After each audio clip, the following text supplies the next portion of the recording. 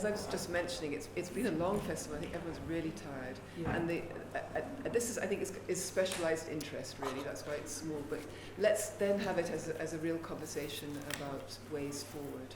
And the idea of the festival actually was to just reconnect people and to do that, to start thinking about ways forward, what's working and what's not working. I'm just going to do this now, and then I will be on par. So the writing intensive program, in case there's anybody here who doesn't know about it, or perhaps everyone does. Everyone does pretty much, I think. But so actually Liz and I, way back when? 2004. Thank you. Arts and Science did lots of workshops across the country on writing intensive teaching. And actually, if I go back further, which I think is quite interesting. Actually, we did the workshops about 2011, but 2004 we introduced. 1996. I talked about writing intensive courses at Senate Teaching and Learning, and I was completely misunderstood. Okay. They assumed it was about me wanting to expand my turf and teach writing to scientists, which, believe me, I would. And it's very interesting that these ideas seem to have their time. And I think it was 2018, it was formalised by the University Capacity Development Grant.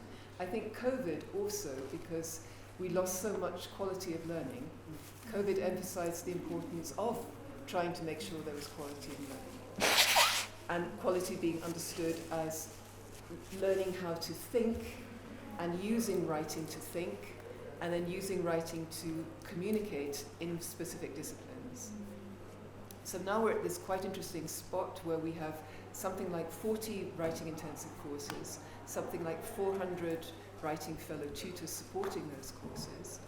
We're thinking of ways to connect writing intensive and writing rich courses into learning pathways, with also the idea then of, at the moment, to be a writing intensive course you have to fit specific criteria, and it's a little bit controlled by the centre. If we move with the learning pathways going forward, because actually University Capacity Development Grant will soon finish, we're starting to move into departments. So departments can think of writing plans for their students, what they value in writing, the types of writing they value, what they want their students to be able to do at the end. With these existing writing intensive courses, I hope being sort of magnets within each department, where there's already a lot of active reading and writing, which we can then help prompt towards writing plans. That's my thought of the way forward. Can I just also add to what Pam's saying? So we're also setting up an Uwazi page for the WWC and for the WWP. So in this discussion, I would really appreciate it if you guys could also tell me the type of resources that you would like us to have on there. So at the moment, we've made the bookshelves, as Pam call it. The sites are set up, but now it needs to be filled in with hopefully your resources to share with each other, so that, like Pam said, to just connect everyone.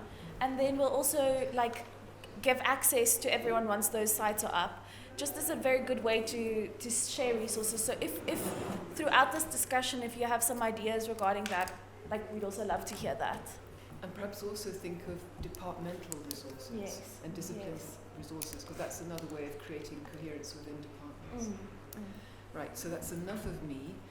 So the people who will be speaking today is Dr. Enslin from Geosciences. Liz, I hope, speaks at some point. Off the cuff, yes. Professor Brenner. And then we've got Dr. Buthelezi, who coordinates huge numbers of students and writing fellows in the Introduction to Life Sciences. And I think is sort of second generation from Liz, so they're in conversation. Trying very hard. And he were you my student from second year? Second year, BNB. And Sandile was a writing fellow and is now the writing intensive lecturer coordinator and is also on the writing board of the faculties. So that you're the future, Sandile. And then we have Traver, who's been a writing fellow in the Cultural and Management course in the School of Arts, working closely with Avril. And now you're also a lecturer in that department. Sort of. And then Ilse. Ilse's also, you've probably got the same sorts of numbers, coordinating huge numbers of students and writing fellows in a very, very large course. Laura, who's helped support all these writing intensive courses, thank you, Professor Dyson. And then Mandisa, who's a writing fellow, I think, working with Ilse at the moment. And Wacango, senior writing fellow at the Writing Centre, but also a senior writing fellow working with Ilse. Yeah. So could we hear from everyone, just keeping it quite simple, what you think is working at the moment, what you think needs work, and any suggestions you have? And I think we just go round with everybody saying that, and then we can have some open discussion. Can I ask? Sorry. Just because I can see we have Bongani and we have... Yes, and then there will be a few others. Just a bit of what it is we are talking about here, because it looks like an in-discussion, Yes. and when we have guests who don't understand what we're talking about, maybe just 2 minutes, 2 sentences with what the writing intensive courses mean. So you've got Sejo, a Bongani, And then- Laura. It's Laura, yes. Laura is part of the... Lauren. Laura is part yes. of us. Yes. Oh, okay. But with also, I think, new to us. Sorry, say again? But you're new to the writing program, Yes. right? Yes. Okay. So And there are a few others coming. So the writing program is basically taking the Writing Centre methodology of writing, of listening to writing, into mainstream teaching. So what happens is if a lecturer wants to teach in this way, they look at their existing course and they see if it fulfills the criteria that we've got for making a course writing intensive, which is things like open-ended questions, spreading the writing across, dealing with argument and ways to construct meaning within the discipline. So that they might already have it, but they look at that existing course, they do a workshop, they adapt the course so that it becomes writing intensive. So it's still teaching the subject matter, but the method of teaching it is to use writing as a vehicle for the meaning, writing and reading. So it's quite interesting. I mean, you can speak to Liz where in the sciences where you have an awful lot to cover, and we're saying actually don't go for that huge amount of coverage, go for the ability to do it yourself and to do it with new material. So it's a sort of deep learning, which I think is very, very useful for students, and it's a shift. It's shifting from telling is teaching. It necessitates getting a lot of feedback. So it's the students are reflecting on what they're doing little bits of informal writing, they're working towards their longer writing pieces, but at each stage, one lecturer, if for example, if Sandile or Ilse can't respond to 700, but if that one lecturer has a team of writing fellows who are not there to tutor the subject, but who are there to coach the writing, and we hope as much as possible to coach the writing and not be the evaluators. Sometimes we have to evaluate a bit, but if they're not evaluators, if they're rather the peer-to-peer, they're listening, they're prompting, that allows the students to practice, to not just always be performing a finished version, but to be working on their processes of learning within that discipline. So that's why it's an important shift towards writing within disciplines. We know I couldn't teach somebody to write a legal document. I certainly wouldn't open my mouth in many subjects at all. It's knowledge that's known within the discipline and can be surfaced within the discipline, and the students learn it bit by bit with and this is where the money comes in, with the help of these writing fellows who are there to respond to drafts, to get them to talk, to allow them to make mistakes, to learn bit by bit, and so they get stronger and stronger. So if the course is accepted by the writing board of the faculties, which is a cross-faculty committee, then we apportion some sort of money. The lecturers choose writing fellows. The writing fellows are given some sort of initial training. So it's quite an interesting program because it's completely across disciplines. The writing board of the faculties represents that. It's developing and surfacing the specific ways of writing within disciplines. That's why the writing plans are quite interesting, because if you look at the ones from the University of Minnesota, they're completely different. So that what they're valuing as writing in engineering, I've looked at that, and I don't even understand it as writing. It's sort of diagrams, heaven knows what. Sociology, they're valuing particular types of papers answering particular questions. So in each discipline is beginning to surface what they value, what they're looking for, what they want their students to be able to do. So it's not memorization, it's learning how to participate, and participation understood as writing within the discipline, as well as using writing to reflect, make mistakes, think through, and become somebody who can say what you want to say in this particularly disciplinary circle. Yes? Just a question of clarity. Would one be correct to say, is it about deconstructing jargon within different disciplines and using language as a medium for accessibility of meaning? I think it could be said to that. I mean, that there is specialized language that you have to use, but you certainly need to know of that specialized language. So first of all, yes, we work with meaning first, and the students learn how to make meaning within that discipline. So it might be particular types of reasoning that they need to learn. They need to understand the conversations that are being held. It should be the opposite of ChatGPT, because ChatGPT is not your voice in that conversation. It's pressing a button and getting a cut and paste from a machine. So and that's quite. Thank you for that question, Bongo, because that fits with the rest of the festival, which has been very much about what is the human in conversation and how complicated that human in conversation might be. I mean, the visual artists this morning were terrific in the way that they were communicating through texture, color, different layers. Also in the disciplines, how do you as Sandile write your academic paper? I mean, I don't know. I don't know. But you know it. How do you become? How do you find your voice to contribute within that conversation?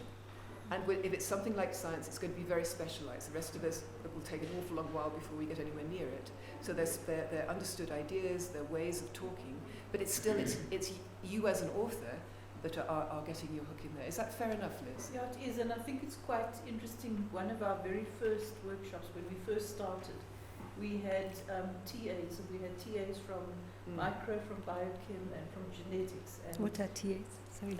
Teaching assistants. Okay. Sorry, our jargon. Teaching assistants.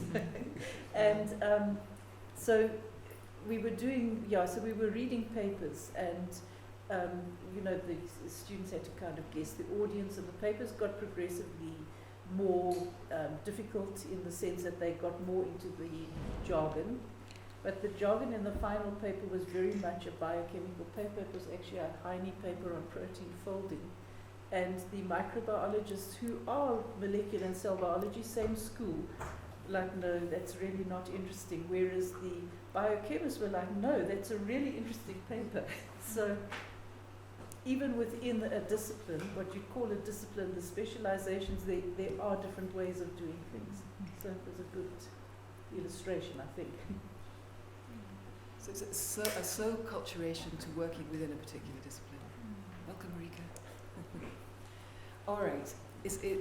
So I think we'll go into just hearing from these different disciplines at the moment, where people will either be the lecturer or the writing fellow or both, about what is working in this approach in their course, what needs work, and any thoughts they have about the way forward.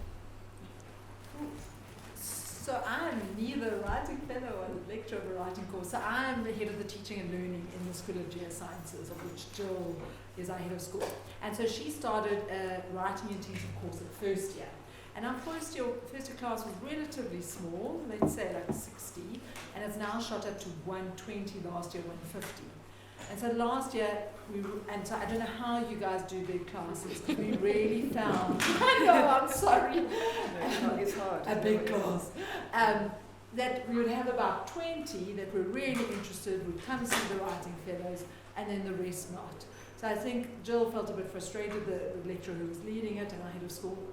And so we've actually dropped it at first year level, and we've moved the writing fellows over to our second and third year course. So in geology at second and third year, you go and do a field trip, and then you write out a large report. So we had it running anyway, a writing intensive course, and so we've enjoyed the extra support from students. Last year was the first time, and so we're about to the students already in the field. And so it's guiding the students in that respect. Something I'd like to change a bit this year is that we've kind of left the writing fellows to be a bit free range. And I think after our session at wherever it was, and I think was that we spoke about learning pathways, writing pathways. I think as a lecturer, you know what is good writing, but we as a school have not done a very good job of putting it down on a piece of paper. And so we have writing fellows who themselves are good writers, but I'm not sure if they know what is making their writing good to help them put it across. I think it was very good that we could write that down, and so we want to try to draw up some sort of thing, and then run training with the writing fellows, just to make sure that they know what point they're getting across to the students. So that's where we are at the moment. It's still quite new, but hopefully we can adapt to it this year. I think it's ideal that, just using writing, but using writing to start listing, departmental-wise or wherever, some of the shared assumptions, which of course can be agreed upon. So the idea of the writing plans also is that they're very iterative, that you see if this is what your aims are, and then the whole group, the whole department looks at it again and maybe changes it. But I think that's a really good activity for Geosciences or whatever the department is, to start putting in writing some shared ideas of what you're trying to do. And that's where the resources come in well, because how do you start having commonality of approach through principles, but actually perhaps also sharing similar resources for teaching how to do field notes or whatever they are.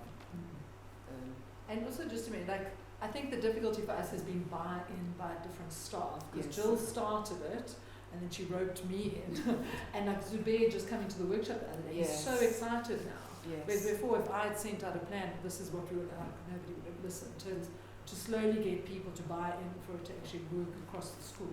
Buy in and because Zubair was giving lots of ideas. So I think I prefer this movement where within departments define what they're looking for, and then we find ways of helping them to get what they're looking for. Because I'll share a little anecdote. So when I said we're going to start writing intensive courses, some of the lecturers said, "Oh, does that mean you set lots of essays and have to mark them?" So that was the. So actually, I then had to educate the lecturers into this is not what it's all about. It's your whole approach to teaching.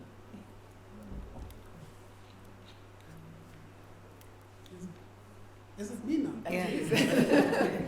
I thought Liz would just do it and then I'd come in. Sorry, I don't know what you And obviously, okay, so I'm in the School of Molecular and Cell Biology. So Prof. Brenner here taught me when I was in second year. So this is around 2008 now. I don't know. So It's a long time ago. Yeah. I think from then on I actually enjoyed the teaching and still quite a few things. Because from then I could see how she was incorporating writing into the teaching as part of the course.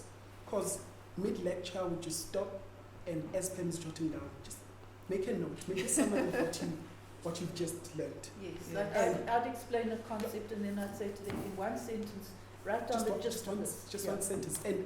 And that's one very simple way of actually incorporating writing, because students will come in and actually do the same thing as well now. Like, don't sit and write. You already have the slides. You've seen them, hopefully. You've read through the textbook, you prepared, you cross fingers, right? We make all these assumptions. Then come into the lecture and let's have a conversation. Let's unpack concepts. Let's look at a ginormous word in biochemistry that you've never seen before and just unpack it. And then by the end of the lecture or when we meet again tomorrow to review or reflect, do you still remember what we spoke about? Can you write a sentence? Can you describe the pathway that I gave you, right? And that's how we've incorporated it. And I'm lucky or fortunate in that some or most of the colleagues that I teach with in first year are happy with that type and style of teaching. So that's comforting. The problem starts when we move to our second year and third year courses. So at the moment, our second year course, which is also writing intensive course, I taught it last year.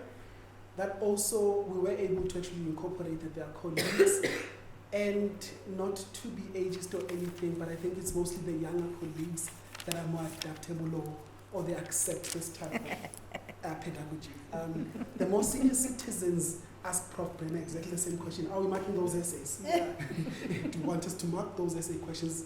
And the idea isn't to get lecturers to mark, just as we have writing fellows as support, it's not to get them to be editors or to mark as well.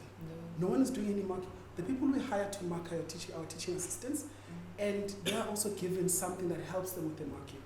And what we've done in And school, also we've got Marika here now too, which is really good because, We we are quite a team here, even though I'm retired, but still, because, that's something we introduced. So our TAs actually go through training on argumentation and all the rest. Marika will tell us a little bit about the training she gave, which I made compulsory.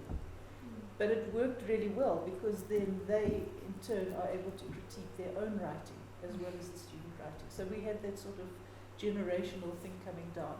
Good. So and it really does require a community of sorts with different levels of checks or understanding and skills. Because when Mariki was still in our faculty, now that she's left us, but we do have someone else in the same position now, Mutlatso. I saw she's in the program as well. We actually invited to our school when we start with the first year marking, like essay marking workshop. Because what she comes with now is another eye to help us now with the evaluating. Our teaching assistants are honors and master's students, and as Pam said earlier, not all of them have the same type of writing style or skill or experience or exposure. You can't expect those people to all then understand how to evaluate an essay. So we all sit around like this, share essays, look at what's good and what's not good and what might need a lot of work. And those types of sessions actually also help us provide good feedback, or meaningful feedback at least, that then the students are meant to take back to their writing fellows. Because remember, the writing fellows themselves as their coaches. Because don't take that feedback to a lecturer, because I can't do anything with that. The student still needs to sit down and do the writing themselves. So they take it back to the writing coach. And that's what we've been doing the past 2.5 years, 3 years now. And what I've been getting the writing fellows to do is, for the second essay in block 2, when the students come to them, they need to show feedback. And for the most part, students will just come moaning and say, I got 25 out of 50, because that's all they care about. Like, what else was there? Were the notes on the essay? Did someone else say anything? Well, they said something about the structure, or my introduction wasn't clear, or I had no argument, and all of that. That's when then the writing fellow needs to come in and then coach, because their role is there. So for those who've actually done it this year, surprisingly, even the Turnitin scores went crazy down when I compared block 1 with block 2. I mean, that's not really something you want to use as a measure, but then it at least says they now are aware that the system catches them out for something like that, dishonesty, and then they've possibly looked at their, or reviewed their or reflected on their comments and feedback and done something about it. So it's taken us a step with regards to at least working on that. So in that respect, I think our writing fellows in our school, at least in the first year ones, are working. The only problem would be time and access to facilities or venues, because it's almost impossible to actually get the students to sit around like this with their writing fellow. So organizing something like that is actually difficult. They have to find a tree under the library lawns to just have a quick conversation or something. Because our students have full-time tables. Yes. And when you try to give more time or use a period that's outside their allotted timetable slots, we're actually giving more work to the students. So actually giving, not just the students, ourselves as well, and the writing fellows. So what we are looking into doing is actually tweaking our course slightly to force even that interaction time or space with the writing fellows to be within their timetable slots. So that when I teach in week 1 and we cover a specific topic or a theme, in that 45-minute slot or whichever period I decide to sacrifice, we have our writing fellows. They can go sit at the matrix around those benches and have those discussions that we would have provided or made time or created space for them. Because it's difficult to find anyone anywhere. So I think at the moment that's where we are, and that's what we're trying to move towards. Very good. In the Writing Centre this year, generally we've been talking about reflection a lot, which sounds as if that's what you're doing. You're helping the students to reflect on their learning with the writing coach. Absolutely. Can you give them a mark for that? Sort of build in reflection as part of their their deliverable, the thing that they'll be assessed on in the end? It's actually something I've been toying with, mostly in my head and when I write my teaching portfolio. Because Ulwazi has this platform where we can create an e-portfolio. So any and all tasks that you would have been doing or submitting online, you can just link to that and then write reflective pieces on that as part of your e-portfolio. You can make it public so that anyone can see it, or you can just release it to a specific group of people, and then they can assess and evaluate them. And I mean, for our course, I think it could be something that works, especially where we have students sitting on borders, on borderline, pass or fail, or we're just trying to save some of them from WRC process. I think something like that could actually help. And actually, I've done it, not in first year, but I've done it in second year, where there was an actual assignment on reflection. Students had to reflect on their own learning, but then there also was another opportunity where students, it also was a second year thing, where students wrote a combined essay. So what they had to do, and there was one marker, and they had to write individual essays, and then they sat in a group, and then they had to write a combined essay.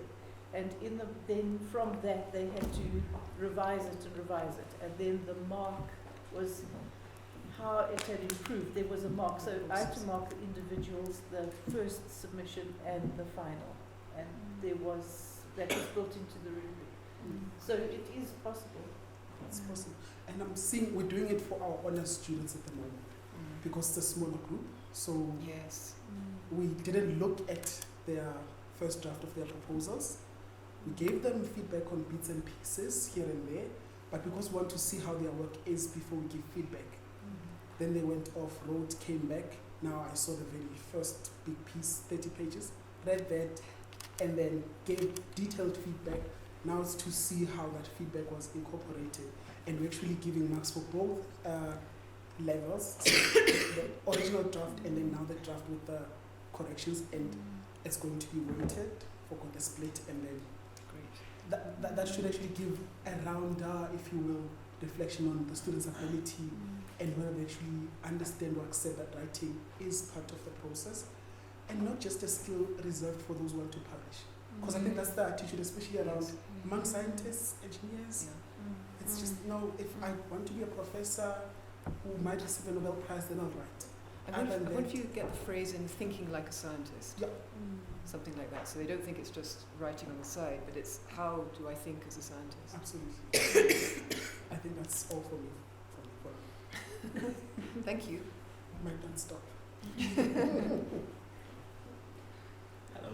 Hello. I'm Traver, and I'm in the Department of Cultural Policy and Management, which is within the School of Arts.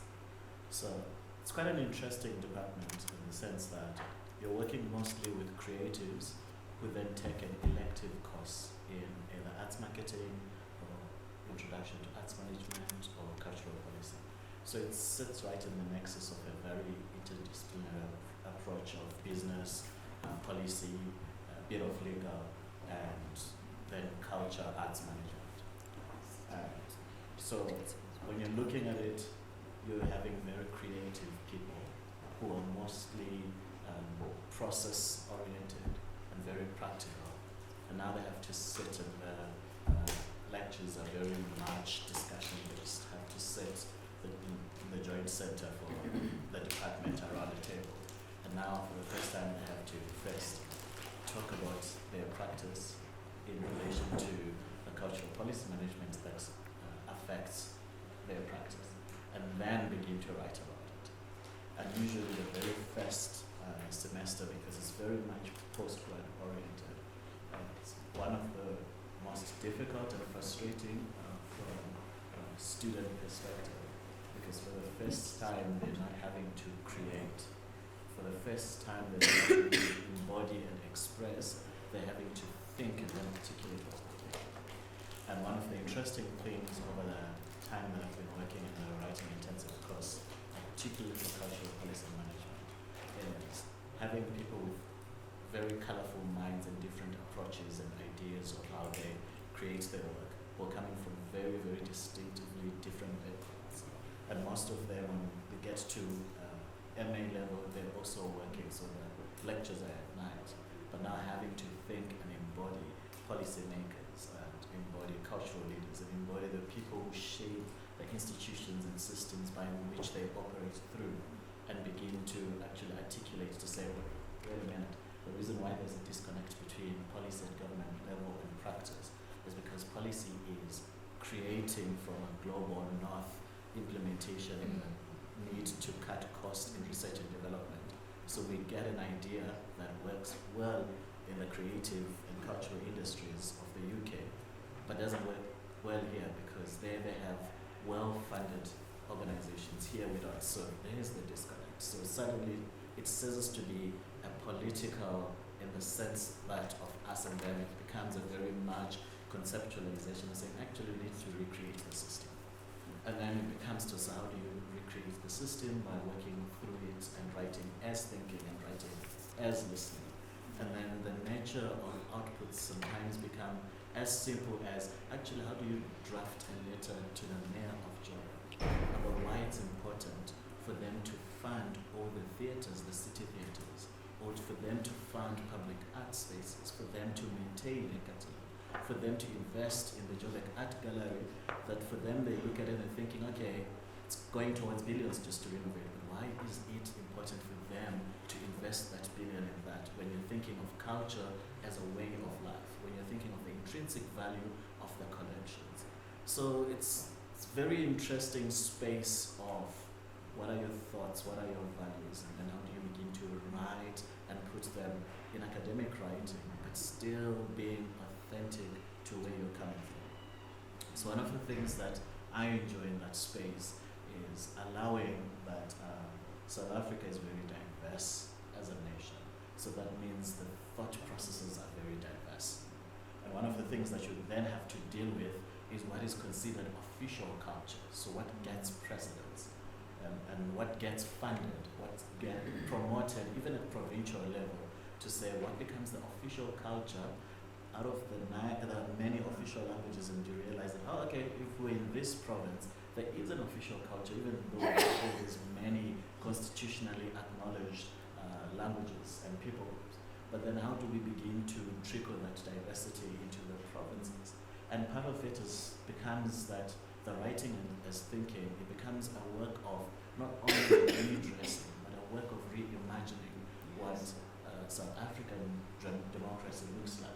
But these are creatives, these are artists that at the end of the day, after they've done that, they still want to go and create. They still want to go and say, actually at the end of the day, I'm just a producer within film and television. But we sit at the same round table. So that's been an interesting fascination. And then by extension, because I've also been a writing fellow within education with the English one, and seeing how the approaches are quite different, because now you're dealing with people who the program is inherently about writing, and they're familiar with the writing and coming from that, and then beginning to stop and say, okay, so you're an expert in writing, but the question is, what are you writing about? It's not enough. One of the set books that they always do is it Out of the Darkness? And the response, Things fall apart. Things Fall Apart. So those two. And then when you have when they do their first reflections, and then you realize that there is a distance of just comparing the two authors, and then you have the first session and feedback and say, actually, but where are you located? And what are you seeing?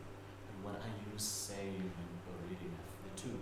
And then with them, it becomes less about the creative, it becomes more about actually, what are your prejudices that you're not declaring, but you're hiding, but they're seeping through? Why don't you acknowledge what your prejudices are upfront and on them? And then when you frame your prejudices, then your argument becomes clear where you're coming from. Because it's less about trying to sneak behind somebody in what you're saying, but to actually tell them that, you know what, we're all doing the same writing intensive course, but from where I am, my premise and my argument is I'm looking at it from this.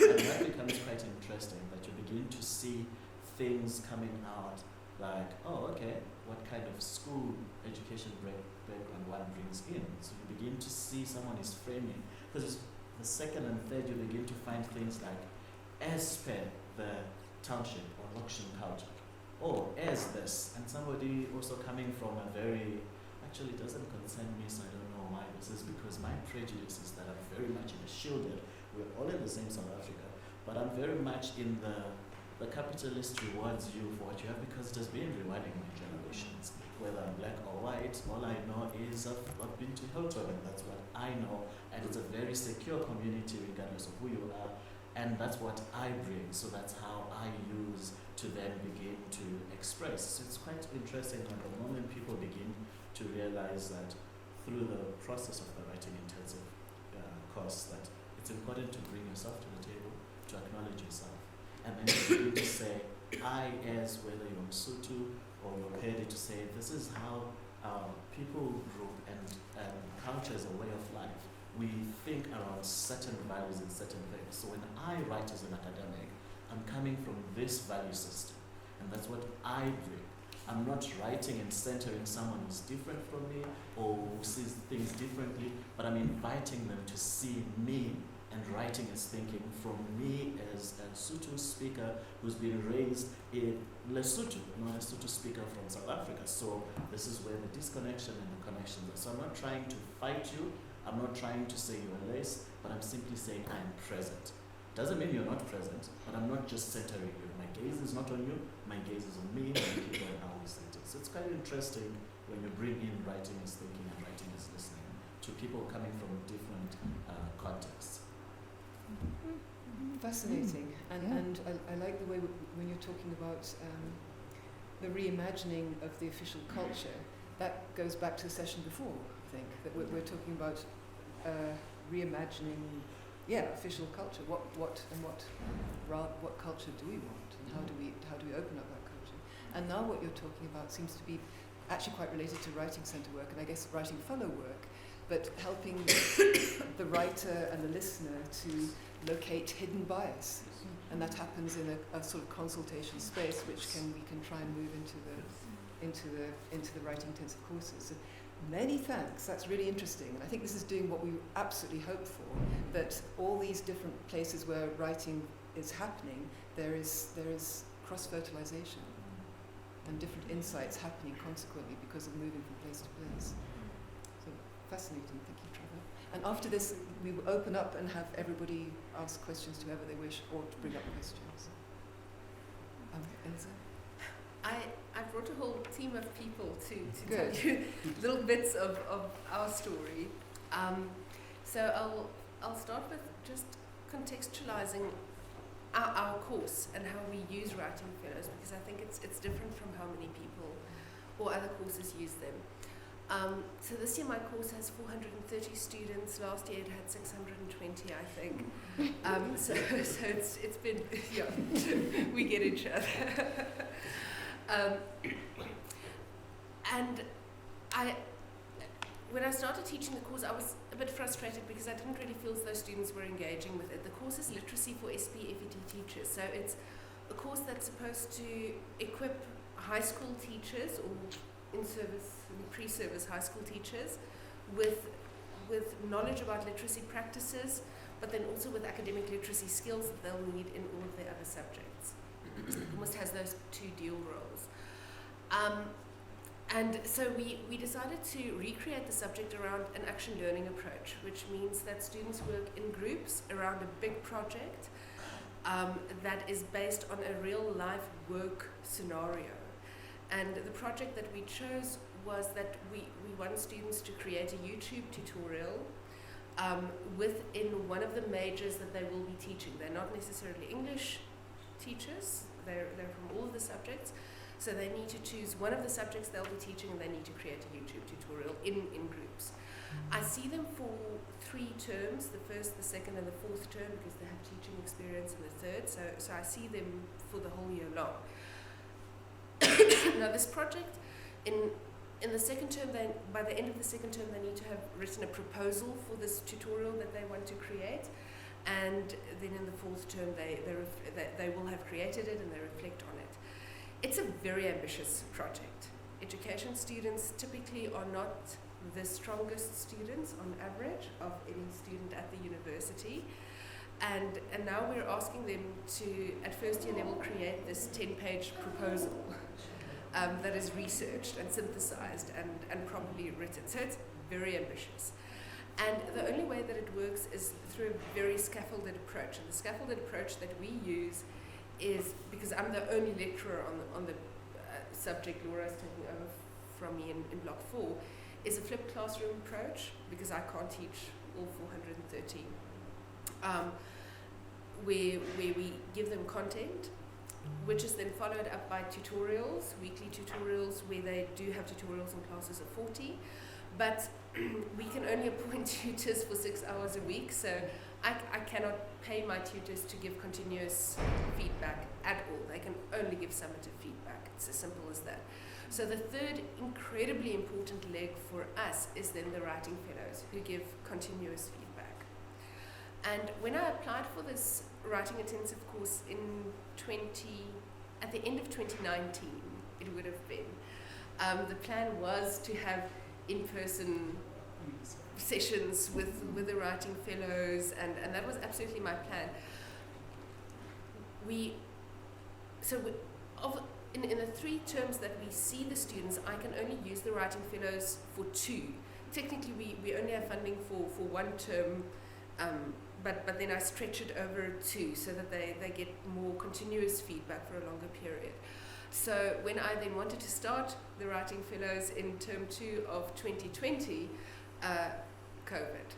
So then we very quickly had to move online, and I've asked Wacango to just speak a bit about how our approach has changed since then. So at that point, we had students emailing things to writing fellows on a voluntary basis, which didn't work very well. Many of them didn't. The students who needed it the most definitely didn't. So that was basically where we came from. What we did realize, though, is that an online approach for us works the best. It works better than trying to find venues. For us and our big course, one of the biggest challenges is actually finding good writing fellows and enough good writing fellows.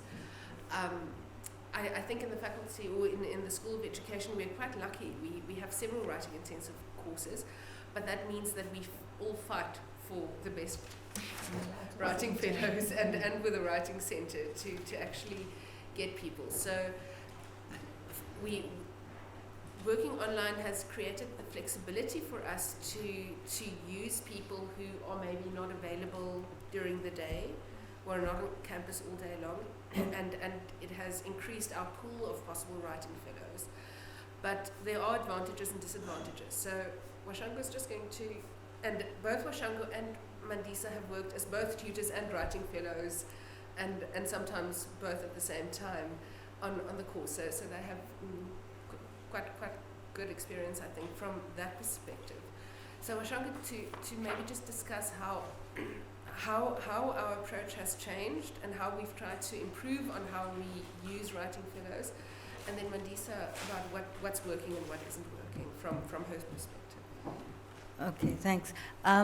So the course, the way it works right now, I think it works very well compared to having tried to make it a physical course, physical feedback. So now what happens is every week, once the students get their they have an assignment they've got to do, a writing piece they've got to do, and need to post it on Ulwazi by Thursday. And then from Friday to Sunday,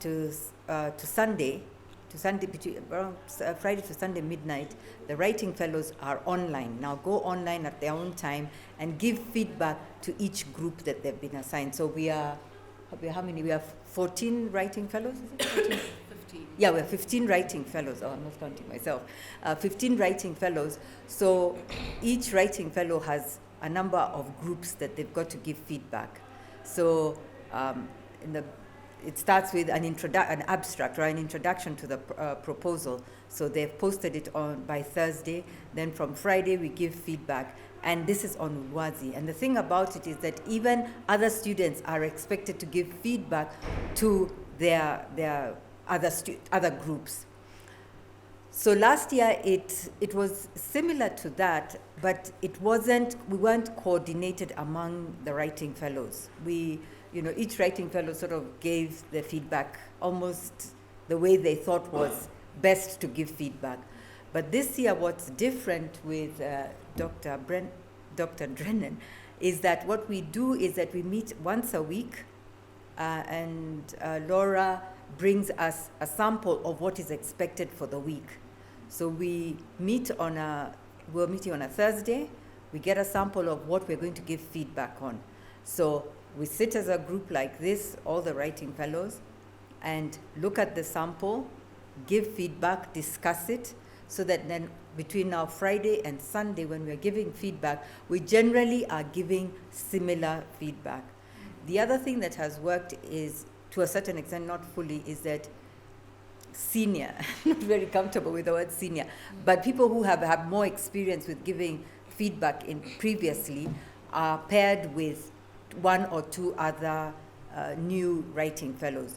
So Mandy is very organized. She had a small WhatsApp group, and they would discuss. So this week, this is what we're doing. So we've already had a session with Laura, and then they then go and meet the three of them in our group. This is what we're going to do. What I did with my group was that they'd give feedback, and then I'd say, this week, this is the way you guys gave feedback, that was good. Maybe now next week we need to focus on this. And when you give feedback, because this is something that's typed and everyone can see, is give feedback in a way that everybody else can see what needs to be done. Say like introduction, now give their comment. In the grammar, English, maybe don't focus too much on that, maybe focus on how they are writing their argument. And so this year I believe it's worked out better. The only thing not the only thing, but one of the things that I have found challenging is week one. We give feedback to a group, tell them this is what you've done with your proposal, your introduction, this is how you need to correct it. Week two, same thing you told them there, you're telling them again. Week three, the same thing you told them. So that's been a challenge, is that how do we get the students to, for them, they're just seeing the mark. They're given 2 marks for posting. So how do we get them to see that writing is about rewriting and improving on what you wrote last week, so that this week what you have, you've improved on it and now put in new text. So that has been the biggest challenge, is getting the students to really see that they're meant to be incrementally improving their writing, not that, oh, I've written, it's over. So at the end of this semester, they were to complete the whole proposal. And you look at the proposal and you say, were we together? I mean, you almost feel like, have I been speaking to the ether? Because some of the proposals were so poor. Then there are some proposals that are really, really good. So that has been now the challenge, is that how will we help the students move from actually taking the feedback, reflecting on it, improving on their work, and then moving it on to the next week. How do we get them, rather than them thinking, I've done it, it's done, let's move on. So maybe they should start with a paragraph of, this is the feedback I was given, this is how I've addressed it. So that's the thing, is reflection is there. People will give reflections, but they will not actually change. Oh, I was told to do this, so what I'll do next week is I'll improve on how I write my introduction. Yeah, but maybe they should actually go, specifically, like this was pointed out, and this is how I've addressed it. I've changed this sentence because I feel it reads better and it's more coherent or whatever. So maybe that's that's what we're saying that we will now do for the fourth block, is that get them to actually begin. So we're thinking of Google Docs, or something that they can actually see themselves. In fact, what Bongani was saying this morning was that the thing about, you can actually see how I am changing my work. Yes. This is what I did the first time. So this is how I changed it. If it was handwritten, you can see where you are cancelling, and now you've improved. But because it's on computer, you can't quite see. But we can be able to help them see, week 1 you did it this way. Can you see how you've improved in week 2? and week 3 and But progressively. you see, to verbalize, because one of the things when you do maths writing intensive teaching is that they actually explain their thought processes. So maybe you should get them to explain their thought processes around the feedback and how they've changed it. So I'm saying that's what you tell the people in maths if you're going to do writing intensive teaching. Get the students to say, I could have done it this way, at this point I could have taken that step, but I decided to do this one because. Ooh, that's a lot of words. I can imagine the students saying, those are many languages. Maths problems. And it's quite good. And language is also an issue. I mean, the actual, what did you call it, the competency with English, as much as we don't focus so much on grammar and punctuation, we try and touch on that, but not so much. But you can see that the students have, sometimes you can feel that they've reached the end of their tongue. The English tongue has reached the end and it can't go no further. But hopefully they will just continue progressing. So I think Okay, is it my turn now? Okay, so I was a tutor in the course last year and a writing fellow in a whole lot of other courses. But this year I'm a tutor and a writing fellow, and also a peer tutor at the Writing Center. So I'm quite everywhere, but it's fine. So I think the thing with this course for me, what has been the biggest challenge was helping students accept, more than understanding, that this is a writing intensive course. Like, they get it that they have to write, but they're like, but why? Why do we have to submit paragraphs every week? Why do we have to submit 1,200 words essay every week, right? So then, for me, I think the change started when I was able to convince them of the need to know how to write well. I don't think they're good writers. We're all better writers the more we write. But I think for them to better their writing, they had to be a part of this course. And this course did, or is at some point, going to influence them also in their teaching careers, okay? So for me, the experience of being a writing fellow and a tutor has helped me to understand the challenges from either side. So I'm more like a bridge. Because last year, students would come in and say, I do not understand the feedback that I got from my writing fellow. But this year, I'm a writing fellow, and I realized what Wacango was talking about, that I tell you the same thing for 3 weeks, there's no change. Which means that you are not reading the feedback that I'm giving you. And because I'm also in the position of a tutor, I'm able to ask students, so guys, what is the problem? Why are you not looking at the feedback? And sometimes you get a shocking answer such as that, I was scared. I was scared because I thought the feedback was going to attack me. So then that speaks to me again as a writing fellow. I start to think about, okay, how can I give feedback in such a way that I leave the student wanting to write more to me?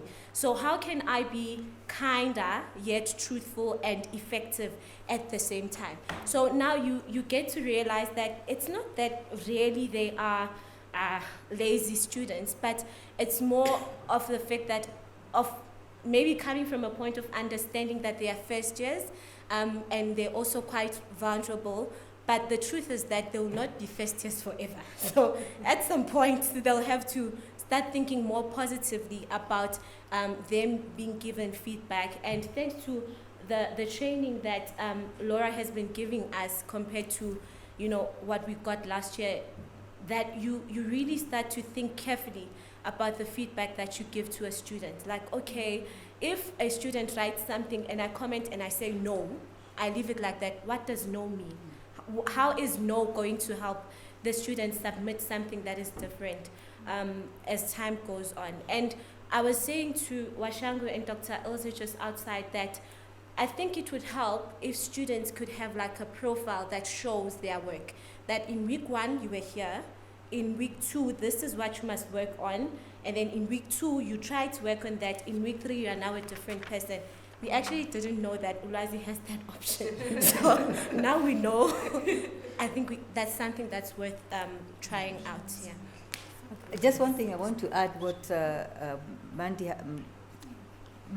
has said is that one of the things that we were doing this year is, well, I used to do it before because of my experience with face-to-face writing as a writing tutor.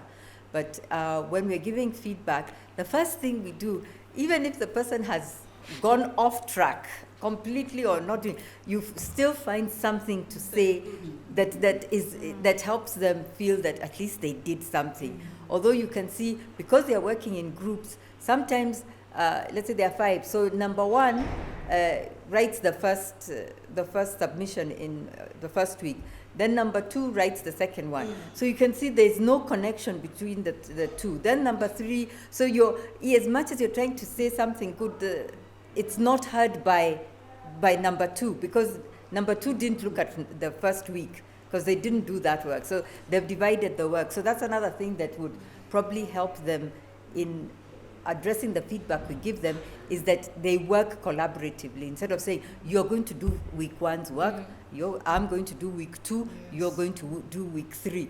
Then it's somehow they work together. But I guess it continues to be a work in progress. But it is a challenge, and especially because sometimes the writing fellows, some of them either have no time, some of them are actually part-time students. So they're quickly just writing just one thing. Good, you didn't, it was good, next time do this. And you think, please give more, but you can't push them because people have lives beyond the work. But yeah, thank you. Thank you.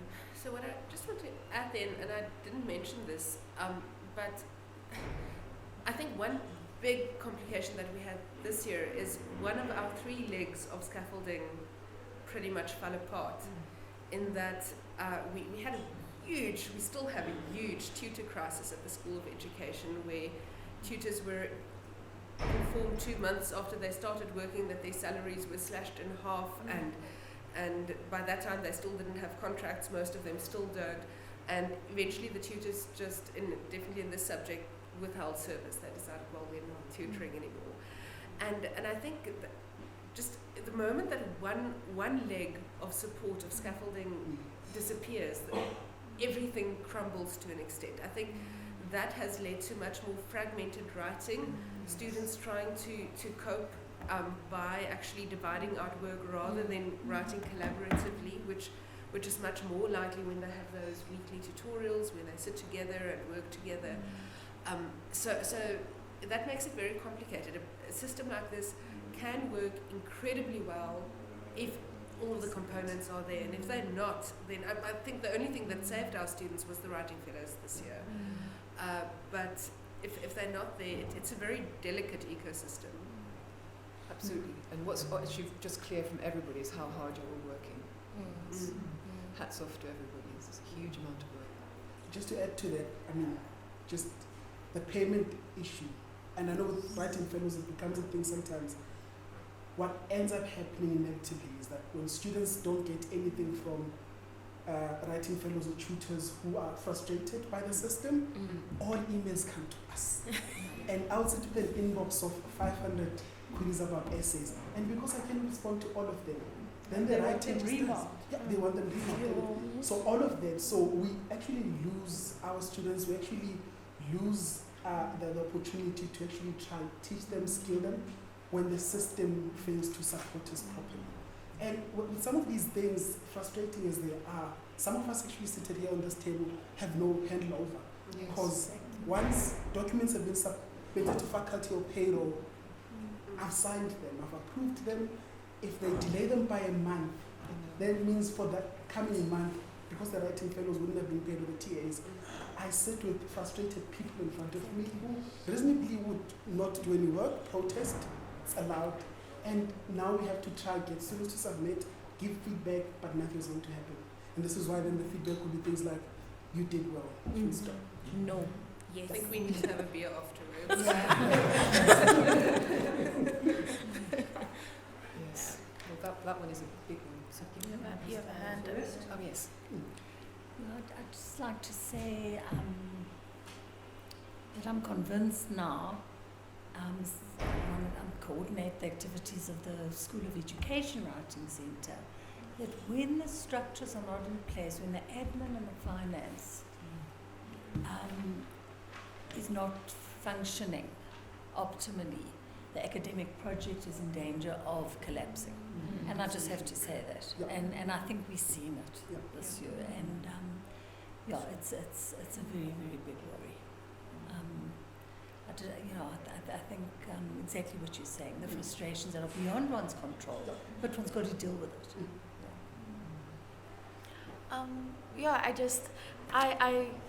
I'm not in one particular department. I tallied last night. So I've tutored for 5 years, but in the past 4 years I've worked in over 15 writing intensive courses that span from health science systems to education, to English, to philosophy, to anthropology that I never did in my undergrad.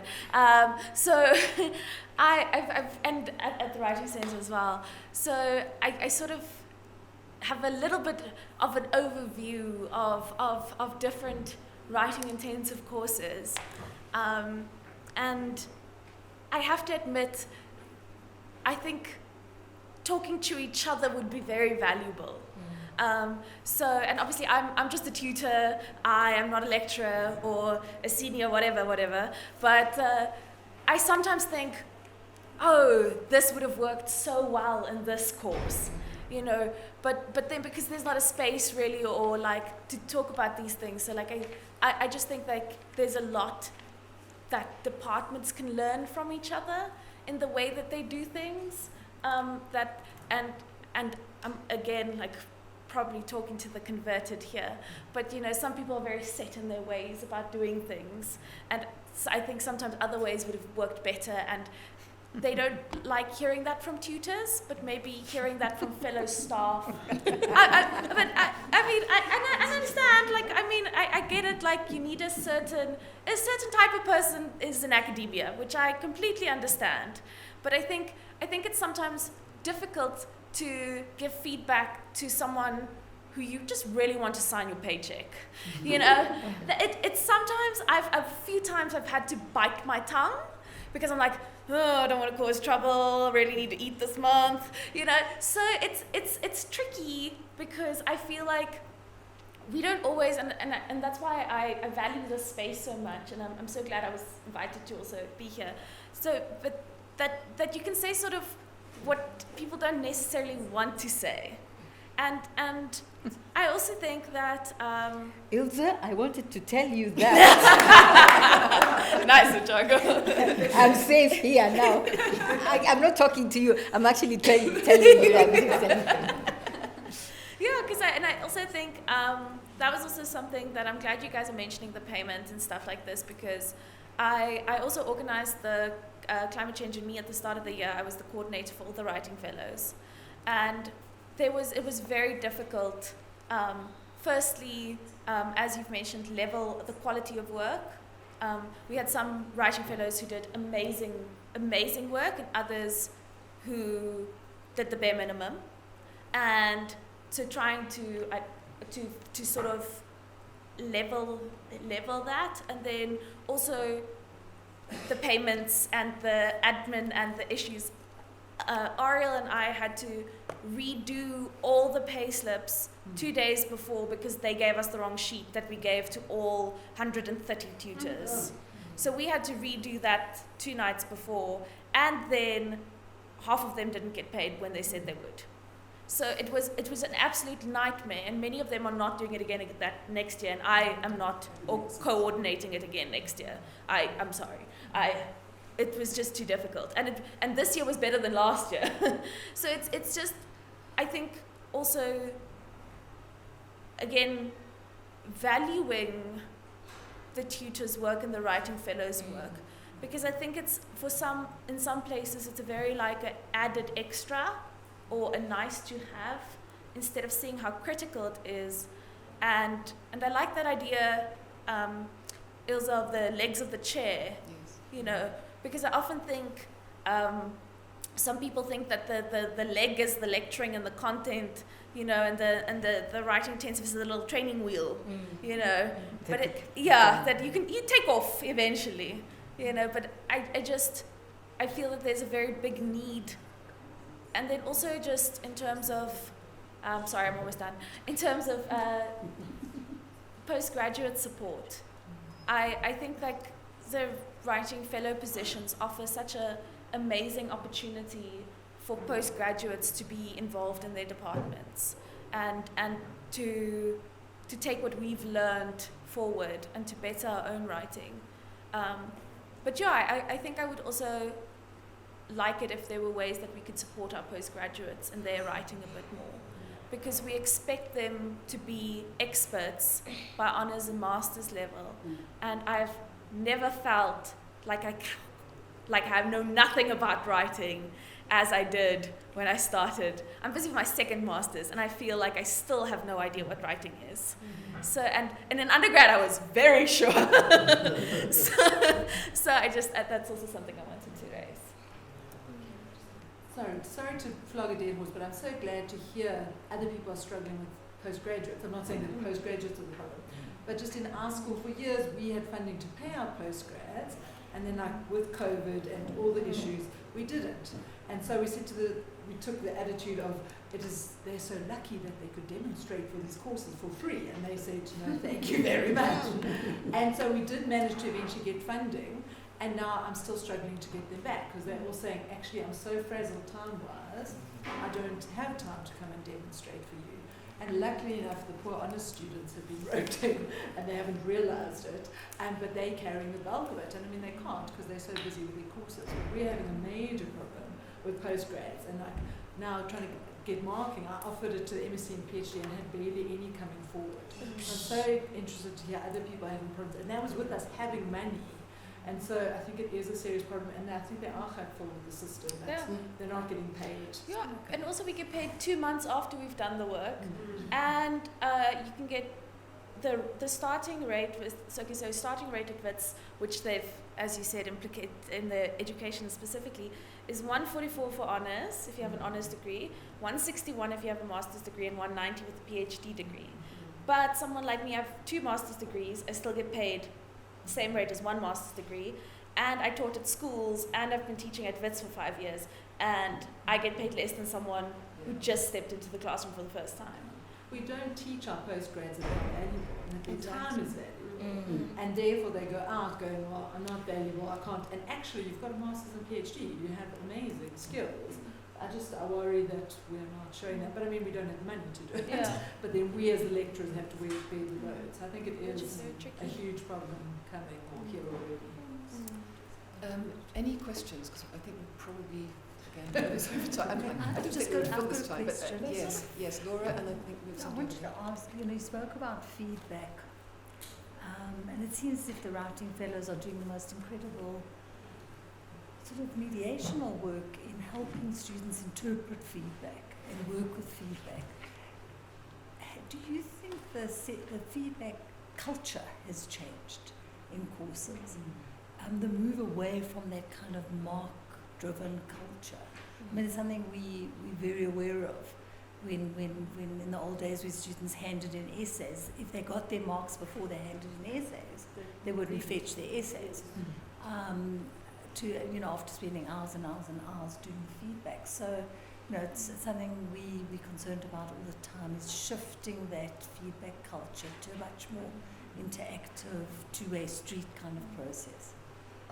With that, I think it all boils down to, say, the lecturer or whoever's coordinating the program. Because I know with us, what we've always pushed, especially with writing, to not look at the mark. What has the feedback been? And even when we start with our writing fellows, so before the writing fellows contact students and all of that, whether it's virtual or in person, we sit, I always have a template for them. So you start from this template. When you introduce yourself to the students, this is how you introduce yourself. If there's an essay topic already at hand, you introduce yourself, these are your roles, this is how you support them, help them unpack the topic. Because you're providing coaching, right?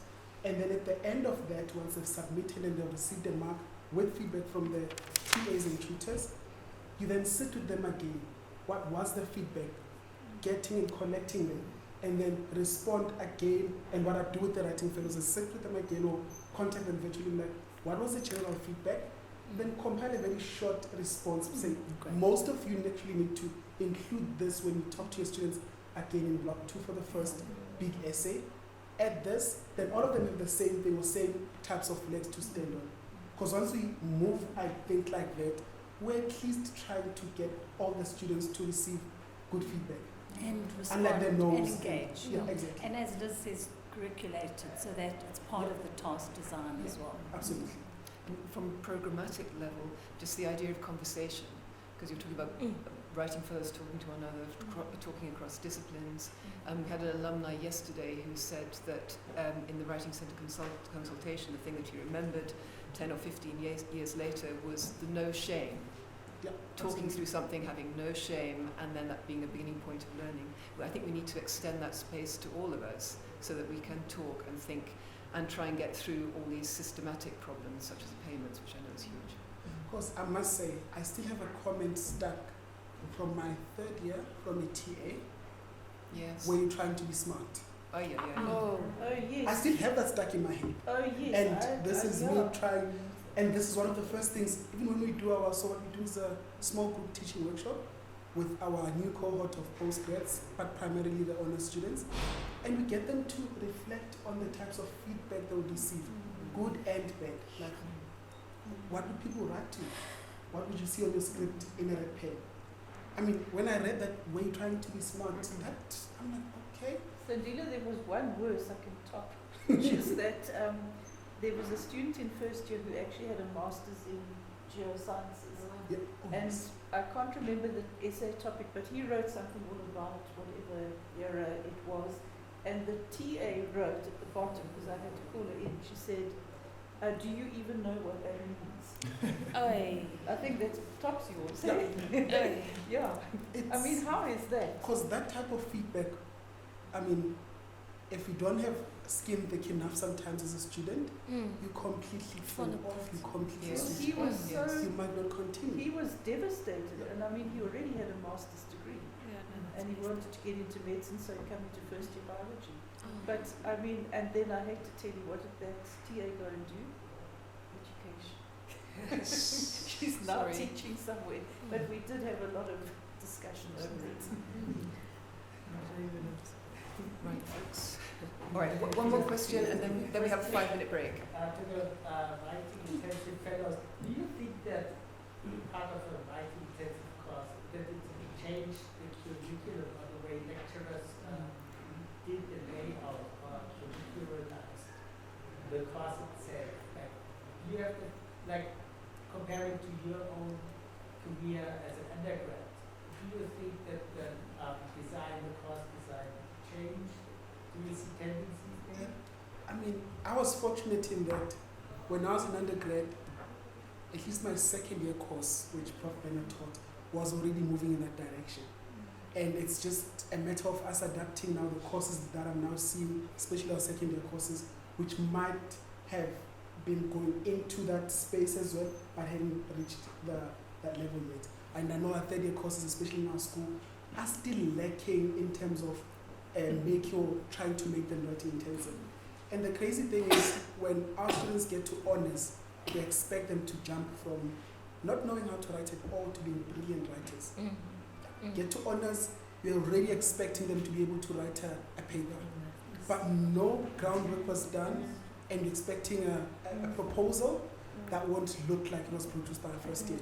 But the sad reality is, if all they know is interacting with writing fellows and any form of support at first year level, that's the only type of And writing then they it know. stops, even halfway through first year it Yeah, stops. and then it stops, yeah. Because that's the other problem with our course at the moment. It's shared by 2 schools. So at the end of semester 1, when I finalize the marks next week, then another school takes over in semester 2. All the work that would have been done in semester 1 disappears. Then they get to second year. If they are not reskilled or they get to get a reminder of what they did in first year with regards to writing, that all of that work would have been for nothing until we get to honors. Then we expect magic and miracles and everything in between. Learning paths. Yeah, learning parts. Yeah. Okay, many, many thanks. That was really, really fascinating. So thank you very, very much. We've only got about 5 minutes. Have a 5-minute comfort.